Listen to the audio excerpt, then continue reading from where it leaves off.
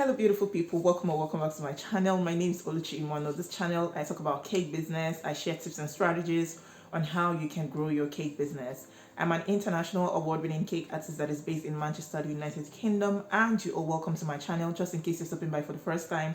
And if you've always been here, thank you so much for being here. Thank you for sticking with me all this while. I really appreciate you. For the newcomers, please don't make it your last. Click on the subscribe button and turn on notifications so that you're notified when I upload a new video. Please don't forget to smash the like button right away just to support me and just to give this video some visibility. All right, please do that right away. Okay, smash the like button and subscribe to my channel. So I have a confession to make. In fact, I have confessions I have confessions to make. I have a confession to make. I have confessions. Why can't I pronounce this word? Is God telling me not to share this video? So I have confessions to make. I made silly mistakes in my cake business last year. I'll call them silly mistakes because they're actually, like the word rightly describes, for me, I'll just say they're silly mistakes, and they are things that I shouldn't have done in my cake business. In some cases, I think I had control over them. In some other cases, I don't think I really had control. But let me just stop going around in circles. What are the silly mistakes I made in my business, and why am I sharing them with you? I am sharing them with you not just because I want to talk about it, but because I also want to draw lessons from this, lessons that I've learned, and are lessons that I also want to share with you as cake business owners, bakers, growing up, so that you don't make the same mistakes, okay? And that's why I'm sharing. So if you want to know what the silly mistakes are and to listen to my confession, then you definitely want to keep on watching because I'll be right back. Yes, so I'm talking about silly mistakes that I made in my business in 2022 and why I don't want you to make these mistakes. I'm going to share with you the lessons that I've learned as well. And like I said, some of them I had no control over and all over. But the first mistake is basically not putting structure in my business. So I, at some point, realized that, look, this business is not where this business is supposed to be. Like, I bake cake signatures is not where it's supposed to be.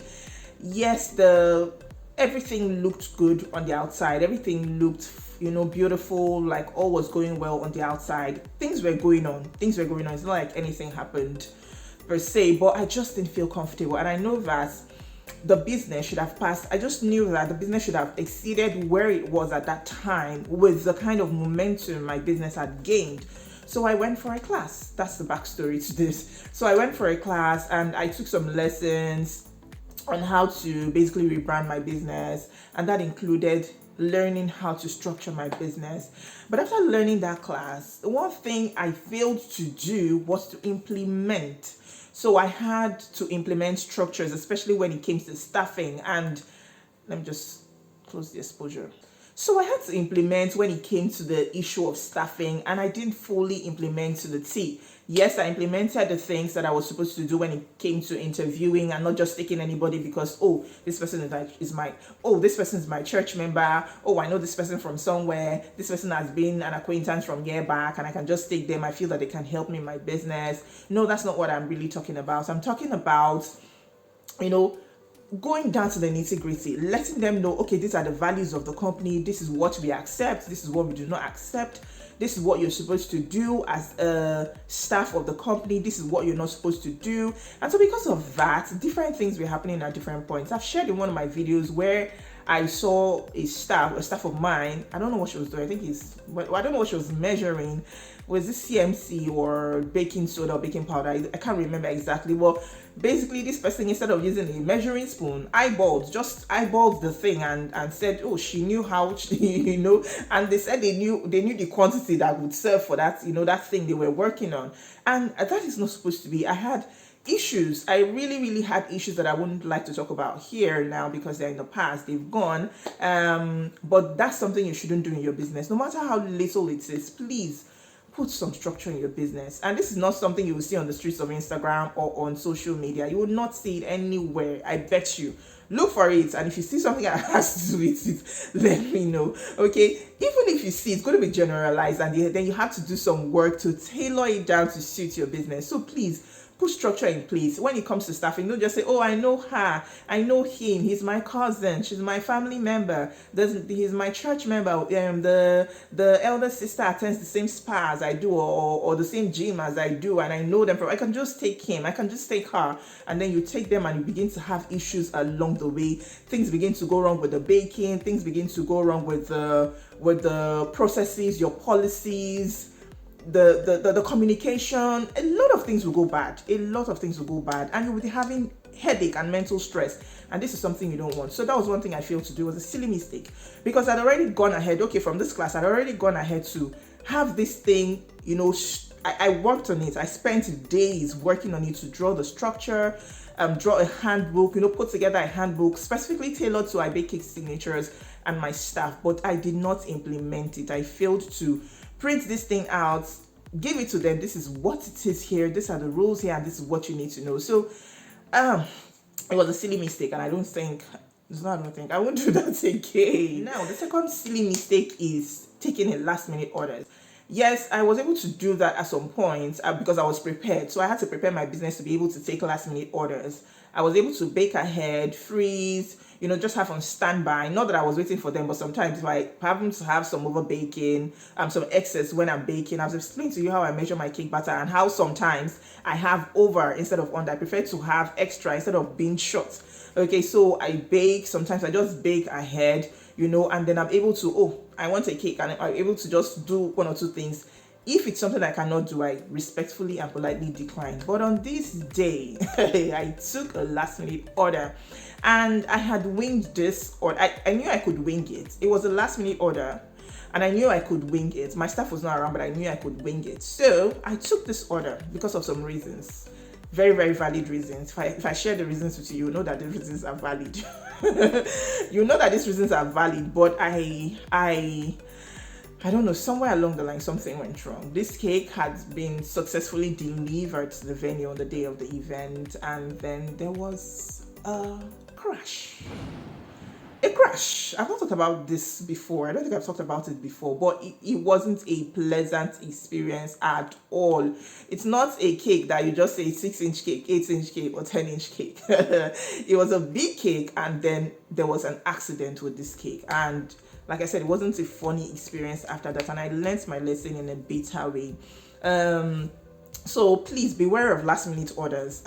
I know I've talked about it so much on this channel, but I was in a point. Yeah, this is one of the points, or one of the mistakes I made, where I really had no control over it. I really needed to do that cake at that time. I really needed to do that cake at that point. And so I took the order. I had successfully done everything that I needed to do. We had delivered. The cake had gotten to the venue before whatever happened. And the aftermath was not a good one. It wasn't a good one at all. So let me just leave it at that, and just share this lesson with you, that please, before you take last-minute orders, be sure that everything is in place, everything is fine, it is not stressing you out, you're well paid for it. For that last-minute order, you're well paid for it, and that's, you've just crossed all your T's and dotted all your I's, so that you avoid issues with anybody and anything that would mess up with your health or your brand. Okay, so the third mistake I want to share is this. The third silly mistake I made is ignoring red flags. So there's this person that I baked for, and I've interacted with this person over time to understand that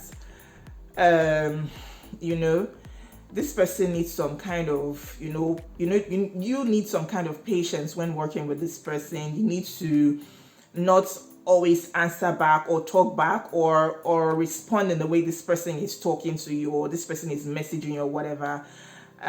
So I happened to bake for this person, and for me, it was just a red flag. I've shared a video on things that you should look out for when you see these things in customers. You know that they are red flags, and you'll most likely end up with issues if you go ahead with the order. So I'd seen these red flags. I just felt somehow, maybe out of respect or something, I should just do this order. It was something that I feel that on a normal day, now, if it happens again, or if I happen to have that kind of client, I would just decline.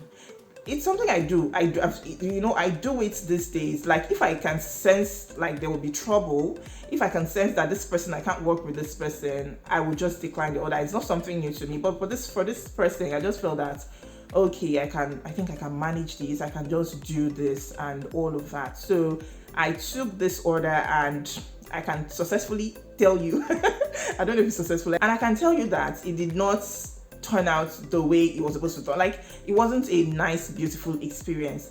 I remember my mentor sharing a story with me about, because I remember there was a time I had an issue with another order, and so I was sharing my experience at that time. And my mentor was telling me of a particular client that I think one of their regular, very, very regular clients that would buy cake from them regularly, buy for her kids and everything. But there was a but in this relationship.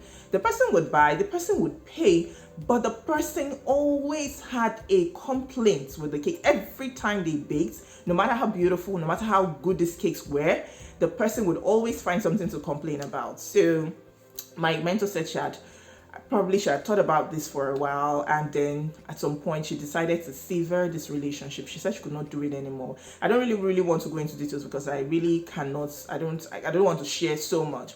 But at some point she had to sever this relationship. So if you're dealing with a customer that is hard to please, no matter what you do, it is hard to please, they're hard to please, you want to consider, doing business with these people. Because for me, I think it was last year or 2 years ago, I started prioritizing my mental health over money, over business, over having pictures to put online, over just working.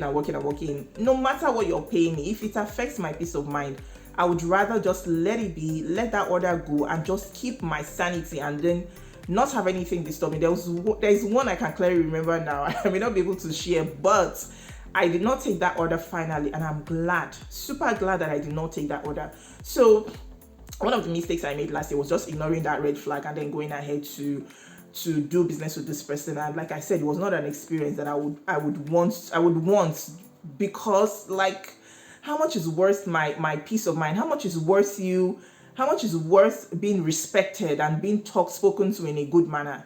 Okay, so that is that. It was a silly mistake I made. I'm not going to do that next time. I'm not going to make that mistake. Once I see a red flag, like I said, I've always been doing it before, but I just felt, okay, I can make an excuse for this person, and then I did, and then it didn't turn out well. So please be wise in your dealings. If you see red flags, please think twice before you go ahead with the order. Okay. Hello, beautiful people. So I have this class coming up, and I decided to stop and take a break to tell you about this class. It's the Cake Business Blueprint class. It's a class where I'm going to be teaching you a lot of things. It is for a select group of bakers who are tired of just being in the same spot, who are not seeing any visible growth in their business, who want to understand what goal setting is about, vision boarding, branding, content creation, and a couple of other things. Look, I have great things in store for you if you sign up for this class. I'm not going to reveal them here. I've talked about a little of the things that I'm going to be doing, but I'm going to be teaching you. I want to teach from my heart. I'm just going to, just bring myself out and then teach as much as I can. So please sign up for this class. It's an early bird promo fee running now that you can take advantage of, okay? For those who are in Nigeria, for those who are international students as well, it is open to everyone. If you've been interested in signing up for this class, it is a good way to kickstart your year. It's a good way to kickstart your business this year. Please send me a message to ibakecakesig@gmail.com. I'm also going to be pairing you with accountability partners for those who are interested, so that you can have someone you are accountable to, and it's easy for you to achieve your goals when you are accountable to someone, working with timelines and all of that. So please sign up for this class. Please, I beg you, if there's anything you want to miss this year, do not miss this class. Send me a message to ibakecakesig@gmail.com, and I would respond to you, and we'll take it up from there. Thank you. So this one I want to talk about is not communicating your prices and not settling everything that you need to settle with your customer before you go ahead to process their order, bake your cake and everything. I know that, okay, there are relationships that will want to just say, oh, she's my friend, I know her, she will definitely pay me, he will definitely pay me. Once I deliver, I will collect my money. Once I deliver, within 24 hours, 48 hours, they're going to wire the money to me or transfer the money to me. That may be a good thing. I'm not saying that is a bad thing, but then sometimes you end up getting disappointed, and that's one of the mistakes I made. I am really disappointed that I went ahead with an order without communicating everything, without saying, no, this is the price and all of that, because the aftermath is not what I expected. So please ensure that you're communicating, and then you're receiving your payments. You're not baking without payments. I know that you would want to say, oh, definitely you're not wrong. If you say you've been teaching us not to do this, you've been teaching us not to do this, why did you do it? I'm so sorry I did it. I am so sorry I did it. And it was something that was really not in my control. I can't explain to the full, like I can't really go into details, but that was one of the mistakes I made. And I'm not happy that I made that mistake, and I'm quite disappointed with the outcome of that event, the entire event and the entire transaction. So please do not make that mistake. Make sure you get your payments. You are paid. You do everything that you need to do before you start processing any order, and just be sure that you've dotted all I's, you've crossed all T's. If you have refund policies, you've told them this is my refund policy, or I have no refund policies. This is my pickup process. This is the payment structure. If you want to pay in half or if you want to pay in full, this is what it is. This is how we take our payments. We collect via this platform. We don't use this platform. This is how much this will cost. Just make everything clear and make everything simple. And that brings me to the next point of the silly mistake that I made of communication. So I made a mistake of not communicating completely what needed to be done. So I had a cake to deliver. I made a cake and I had to deliver a cake to someone.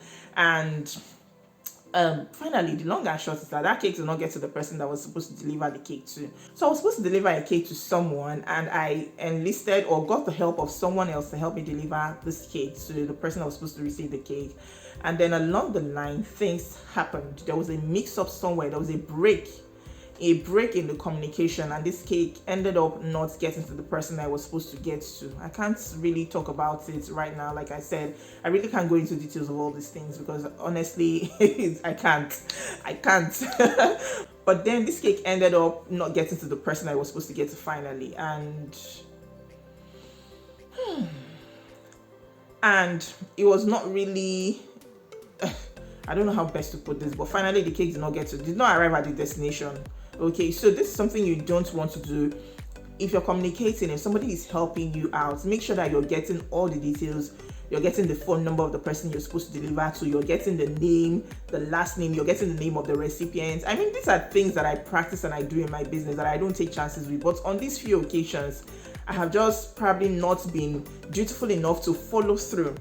So back home, when I was in Nigeria, if I want to do, like, if a client sends an inquiry and I want to respond back to them, I would ask for everything down to the recipient's name. I don't assume that, because you're the one chatting me up or you're the one placing this order, you're the one that will be receiving it. So I ask for the recipient's name. I think what you should even do now is ask for first and last name. So I ask for the recipient's name, I ask for the number, I ask for the time, I ask for streets, I ask for landmarks if possible, so that there are no mistakes and everything is clear, and the cake gets to the person that is supposed to get the cake and is delivered to the right person. So that's one thing I would encourage you to do. Please ensure that you're getting all the details you need to get when it comes to cake deliveries and then processing orders and everything. I hope that you enjoyed this video and I hope you've learned from my lessons. Please don't be too hard on me. Please don't be too hard on me. If you learned something, please let me know in the comments what you learned. If you have any questions also, please let me know of these questions in the comments and I'll do my best to answer these questions. If you're yet to like this video, please like this video. If you're yet to subscribe to my channel, please subscribe to my channel. Until I see you in my next video, stay happy, stay safe, and stay blessed.